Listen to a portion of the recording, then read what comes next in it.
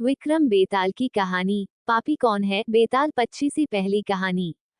कड़ी मेहनत के बाद राजा विक्रमादित्य ने एक बार फिर बेताल को पकड़ लिया। वो उसे अपने कंधे पर लादकर शमशान की ओर ले चले। रास्ते में बेताल ने राजा को एक नई कहानी शुरू की और बेताल बोला, एक बार की बात है, काशी में एक राजा था जिसका नाम प्रताप मुकुट था। उसकी एक संतान थी जिसका नाम वज्र मुकुट थी। एक दिन वज्र मुकुट दीवान के बेटे के साथ शिकार करने जंगल गया। काफी घूमने के बाद उन दोनों को एक तालाब दिखा जिसमें कमल खिले थे और हंस उड़ रहे थे। दोनों दोस्तों ने वहां रुककर तालाब के पानी से हाथ मुंह धोया और पास ही बने महादेव के मंदिर में दर्शन करने चले गए। दोनों ने अपने घोड़े मंदिर के बाहर ही बांध दिए। फिर जब दोनों दोस्त दर्शन करके मंदिर से बाहर निकले तो उन्होंने देख कि तालाब में एक राजकुमारी अपनी सहेलियों के साथ स्नान करने आई है। राजकुमारी को देखकर राजकुमार काफी खुश हुआ। राजकुमार और राजकुमारी दोनों एक दूसरे को देखकर मोहित हो गए, जबकि दीवान का बेटा वहीं एक पेड़ के नीचे आराम करने लगा। राजकुमार को देखते ही राजकुमारी ने बालों में से एक कमल का फूल निकाला, कान से लगाया, दांतों से कुतरा, पैरों के नीचे दबाया और फिर अपने छाती से लगाकर अपनी सहेलियों के साथ चली गई।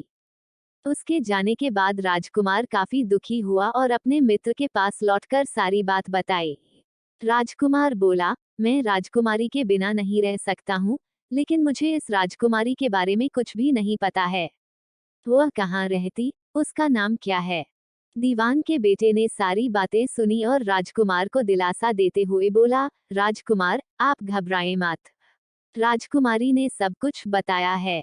आश्चर्यचकित होते हुए राजकुमार ने पूछा, वो कैसे? दीवान के बेटे ने राजकुमार को बताना शुरू किया कि राजकुमारी ने कमल के फूल को बालों से निकालकर कानों से लगाया, यानी राजकुमारी का कहना है कि वह कर्नाटक से है। दांत से फूल को कुतरा, मतलब उनके पिता का नाम दंतावट है। फूल को पांव से दबाने का मतलब था कि राजकुमारी का नाम पद्मावती है और फूल को सीने से लगाने का मतलब था कि अब आप उनके हृदय में बस चुके हैं। ये सब सुनते ही राजकुमार बहुत ज्यादा खुश हो गया। खुश होते हुए राजकुमार ने दीवान के बेटे से कहा कि मुझे कर्नाटक जाना है, मुझे वहां ले चलो। दोनों दोस्त कई दिनों तक घूमते फिरते कर्नाटक पहुंचे। जब वो दोनों राजमहल के निकट पहुंचे तो उन्हें एक चरखा चलाती बुजुर्ग महिला दिखी। महिला को देखते ही दोनों घोड़े से उतरे और उसके पास जाकर कहा, माई, हम दोनों व्यापारी हैं, हम बहुत दूर से आए हैं। हमारा सामान अभी तक आया नहीं है, कुछ दिनों में हमारा सामान भी पहुंच जाएगा। हम दोनों को बस रहने के लिए थोड़ी सी जगह चाहिए। उनकी बातें सुनकर बुजुर्ग महिला की ममता जाग उठी। उसने कहा, बेटा, इसे अपना ही घर समझो। जब तक मन करे यहाँ रह सकते हो। इसके बाद दोनों उसके घर में रहने लगे। इसी बीच दीवान के बेटे ने उस महिला से पूछा, आप क्या काम करती हैं माई? आपके यहाँ कौन कौन रहता है? आप कैसे अपना गुजर बसर करती हैं? इन सारे सवालों का जवाब धीरे धीरे उस महिला ने देना शुरू किया। उसने कहा, मेरा एक पुत्र है जो राजा के यहाँ नौकरी करता है। मैं राजा की पुत्री पद्मावती की दासी थी। बूढ़ी हो गई हूँ, इसलिए घर में ही रहती हूँ। महाराज खाने को दे देते हैं और पूरे दिन में एक बार राजकुमारी से मिलने चली जाती हूँ। इतना सुनते ही राजकुमार ने बूढ़ी औरत को कुछ धन दिए और राजकुमारी तक संदेशा पहुंचाने को कहा। राजकुमार ने उस बूढ़ी महिला को कहा, माई, कल तुम जब राजकुमारी के पास जाओ तो उनसे कहना कि जेठ सुदी पंचमी को तुम्हें नदी के पास जो राजकुमार मिला था वो तुम्हारे राज्य में आ गया है। अगले दिन वो बूढ़ी औरत राजकुमार का संदेश लेकर राजकुमारी के पास गई। उस महिला की बात सुनते ही राजकुमारी गुस्सा हो गई।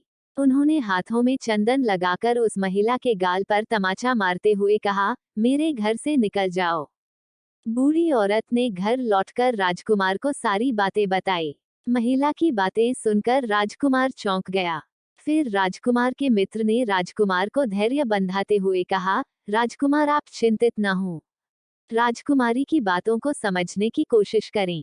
ध्यान दें कि राजकुमारी ने उंगलियों को सफेद चंदन में डुबोकर गाल पर मारा है। इसका मतलब अभी कुछ दिन चांदनी के हैं। उनके खत्म होने के बाद अंधेरी रात में मिलूंगी। कुछ दिनों बाद बूढ़ी महिला फिर राजकुमारी के पास संदेशा लेकर पहुंची। इस बार राजकुमारी ने केसरी रंग में 3 उंगलियां डुबोकर बूढ़ी महिला के मुंह पर मारते हुए कहा, भागो यहाँ से। फिर उस महिला ने आकर राजकुमार को सारी बातें बताई। राजकुमार यह सुनकर बहुत दुखी हुआ। इस पर दीवान के बेटे ने राजकुमार से कहा, इसमें दुखी होने की कोई बात नहीं है राजकुमार। राजकुमारी ने कहा है कि अभी उसकी तबीयत ठीक नहीं है, तो इसलिए 3 दिन और रुक जाओ। 3 दिन बाद वो बूढ़ी महिला फिर राजकुमारी के पास जा पहुंची। इस बार फिर से राजकुमारी ने उस महिला को फटकारा और पश्चिम की खिड़की से बाहर जाने के लिए कहा। वो महिला फिर से राजकुमार के पास गई और सारी कहानी सुनाई।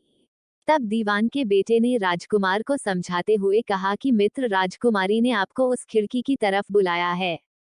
राजकुमार यह सुनते ही खुशी से उछल पड़ा। उसने बूढ़ी महिला के कपड़े पहनकर नारी का भेष धारण किया, इत्र लगाया और हथियार बांधकर राजकुमारी से मिलने चल पड़ा। राजकुमार महल पहुंचा और खिड़की के रास्ते राजकुमारी के कमरे में पहुंच गया। राजकुमारी वहां पर तैयार थी और राजकुमार का इंतजार कर रही थी। राजकुमार जैसे ही कमरे में गया, उसकी आंखें खुली की खुली रह गईं। राजकुमारी के कमरे में कई महंगी चीजें रखी थीं। रात भर राजकुमार और राजकुमारी साथ ही रहे। फिर जैसे ही दिन निकलने को आया, राजकुमारी ने उस राजकुमार को सबसे छिपा दिया। जब रात होने लगती, तो राजकुमार बाहर आ जाता। इस तरह करते करते कई दिन बीत गए। फिर अचानक राजकुमार को अपने दोस्त की याद आई। राजकुमार को अपने दोस्त की चिंता हुई कि पता नहीं उसका दोस्त कहाँ होगा, कैसा होगा और उसका क्या हाल हुआ होगा। राजकुमार को दुखी देखकर राजकुमारी ने राजकुमार के डैक का कारण पूछा। उसके बाद राजकुमार ने राजकुमारी को अपने मित्र के बारे में बताया। राजकुमार ने कहा, वह मेरा बहुत अच्छा और चतुर दोस्त है। उसी के वजह से मैं तुमसे मिल पाया हूँ। ये सुनने के बाद राजकुमारी ने राजकुमार को कहा, मैं तुम्हारे दोस्त के लिए स्वादिष्ट भोजन बनवाती हूँ।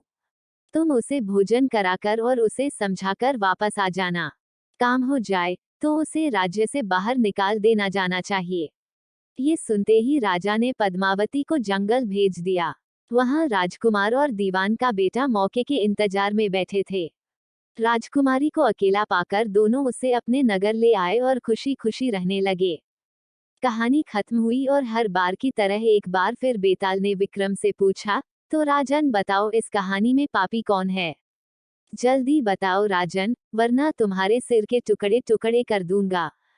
विक्रम ने उत्तर देते हुए कहा, पापी राजा था, क्योंकि दीवान के पुत्र ने अपने मालिक का काम किया। कोतवाल ने राजा का कहना सुना और राजकुमार ने अपनी इच्छा पूरी की, लेकिन इस कहानी में राजा पापी था।